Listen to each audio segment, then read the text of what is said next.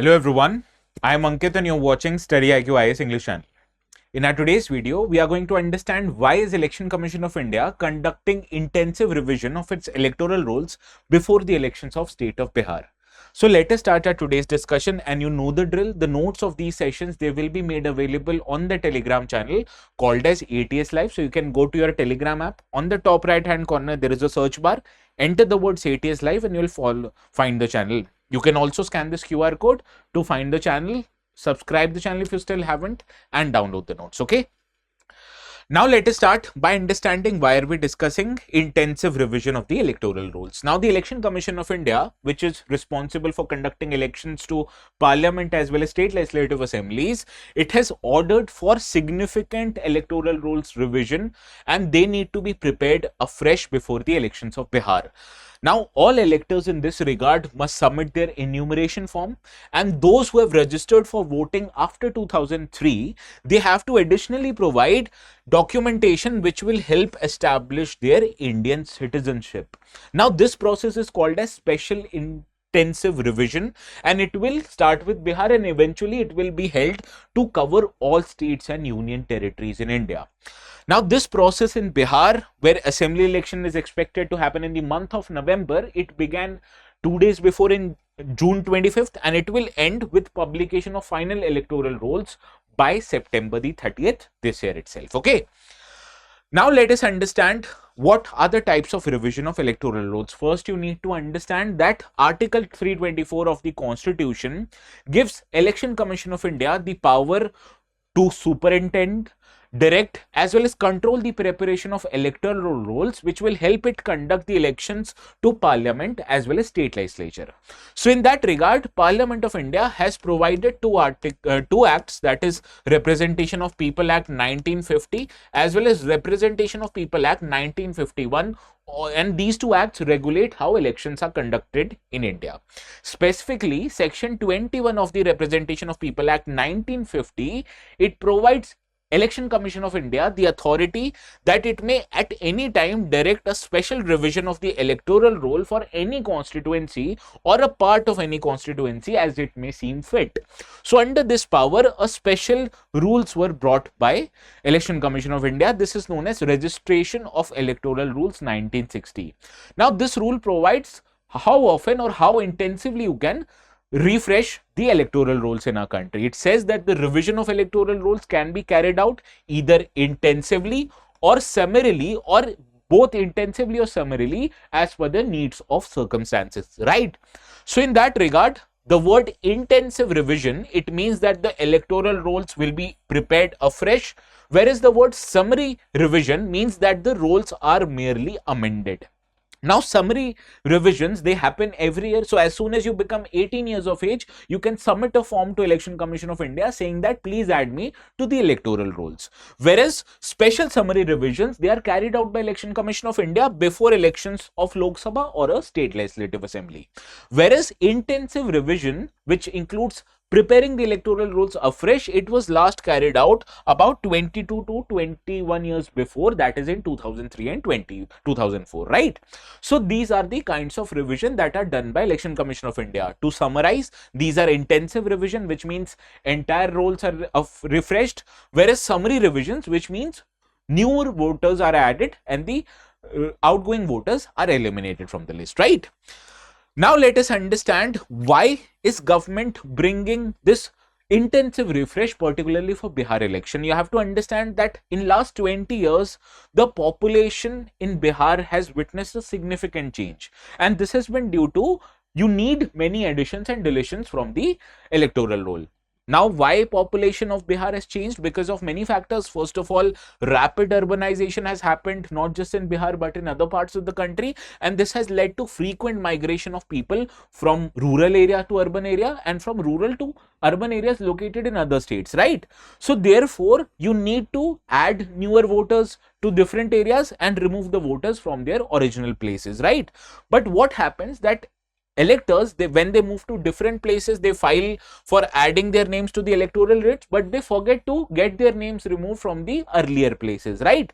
So it increases the chance of what is known as repeated entries mentioned in the roll. So suppose if you are migrating from say Patna to Delhi, People will file for an application to get their names in the electoral rolls of Delhi, but they'll forget to get their names deleted from the electoral rolls based in Patna. So this will lead to repeated entries that a person might be registered both in Delhi as well as Patna, right? So to eliminate these things from happening, Election Commission of India wants an intensive revision. Now, this situation warrants an intensive verification, and that is why enrollment of any person will have to be verified before they are added to the electoral rolls. Now, the overall rationale why government or why Election Commission of India wants to intensively revise its electoral roll, first is that Election Commission of India has a constitutional obligation. What is the constitutional obligation I'm talking about here is that only the citizens of India have the right to vote. So you need to ascertain the citizenship of the people also. So therefore, to protect the integrity of elections happening in India and to protect the integrity that electoral rolls don't include people who are illegal migrants into India or people who are not citizens of India, you need to eliminate those names as well. Therefore, government is also asking you to furnish your citizenship documents also, so that only the citizens are included in the electoral rolls and not the illegal migrants, not the foreigners. Now, right now, if you have to get your names recorded in the electoral rolls, you need to fill what is known as Form 6 of the Election Commission of India. This form helps you to register as a new elector in a particular constituency, and it requires applicants to simply sign a declaration saying that you are a citizen of India, and it does not require you to furnish any documentation to support that you are actually a citizen of India. The only kind of documentation that you need to provide right now is your age, as well as your address proof certificates, right? So only these documents are required up till now, but now you'll also have to furnish your citizenship documents, right? Now, what has changed this time? Let us understand this. Earlier, Form 6 was used, but now ECI has added that it will provide a new declaration form which will require the people who have been registered as a voter to furnish documents that proves that they are a citizen of India, and this will first start from Bihar and eventually it will extend to all states and union territories. This time the existing electors will have to submit an individual enumeration form, and the people who have been added to the roll after January 1st, 2003, particularly these people, they will have to provide additional documents that proves that they are citizens of India, whereas people who have registered to the electoral rolls before January 1st, 2003, they will be presumed as an Indian citizen, provided that other inputs or adverse inputs are not received by electoral officers, right? So especially the people again who have registered to electoral rolls after January 1st, 2003, people like you and I will have to provide our citizenship documents. Now, this is the entire process that provides when you were born and what kind of documents you want to provide, and this has been in line with the provision of the Citizenship Act 1995. Particularly Indians who were born abroad, they will have to submit their proof of birth registration in the Indian missions abroad, and citizens who have gotten Indian citizenship by naturalization, they'll have to submit this certificate which provides that they've indeed registered as a citizen, right? So these are the documents that you need to provide. Essentially, it means that you'll have to furnish the proof that you are a citizen of India. Now, what has changed this time? Apart from documents like passport, like birth certificate or your scheduled caste or scheduled tribe certificate, even if you are providing an extract of your parents who have been there in the electoral rolls before January 1st, 2003, it will be considered as a sufficient document itself which provides that you are a citizens of India, because obviously persons born to citizens of India, they are citizens of India. While Election Commission of India, they are yet to provide an exact number of how many people will be affected by this exercise, but it has been assumed that roughly 3 crore electors, they were added to the electoral rolls after January 1st, 2003. So this exercise essentially will impact normally about 3 crore people. Now let us understand what or how this revision process will work. Starting June 25th till July the 26th in Bihar, the block BLOs, these will be required to visit every household with existing electors they will provide pre-filled forms that will be signed by existing electors, and these officers will also collect additional documents if needed, particularly for people who were born after January 1st, 2003, and they will have to provide their citizenship certificate. And the BLOs will be making at least 3 attempts per household so that they do not miss out on locked households. Now the electors, they will also have an option to download the forms themselves using internet, using ECI's website or ECI Net app, and they can even submit these documents online. Now, electors whose enumeration forms are not received up till July the 25th, their names obviously will be deleted from the roll, and this deletion will be contested up between August the 1st and September the 1st, right? Now, before providing you the practice question, I have something that I wanted to let you know. What you need to understand that the registration of electoral rolls, the conduct of elections in India, they are a very elaborate process, and many of the events that are not in news are also important from your exams perspective. So how do you know how are elections held in the country? What is the process of election? What are the powers of Election Commission of India? Well, everything you can understand by registering in the resolution batches, right? Now, resolution batches are providing you with 2 options. Either you can take admissions in the 2026 batch. These are the batch for students who are looking to give exams next year in 2026. But if you are looking to give exams later on, that is in 2027 or in 28, you have an option to register for long time courses. What you need to know that both of these batches come with similar features. The only differences between the two is the duration of these courses, right? To enroll for any of these courses, what you need to do, go to our StudyIQ IAS website, right? You'll be provided an option. You'll be first needing to create an account here. You can simply do so by logging in with your mobile number, right? Once you're done with the logging in formality, select all language and click English. Why am I saying English? Because I understand many of the students who might be watching this video, you might not be very comfortable with Hindi or bilingual batches. So for you, we are providing languages or batches which are exclusively available in English language.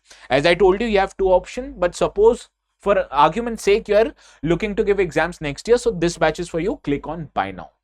As soon as you click on buy now, you'll see the course is available at 31,999, but you can get admissions to these batches at a discounted rate. How to apply the discount? What is the code that will get you the discount? Well, the answer to that code lies on the bottom half of your screen. There is a ticker that is flashing on the bottom half of your screen, and it says use the code ATS Live to get maximum discount. You can use the code here, or you can use the code in any of the courses that are available in the website. To apply the code, how to apply the code, let me tell you. Click on buy now here first. Once you click on buy now, on the right, click add promo code. As soon as you click add promo code, on the left, write ATS Live and click apply.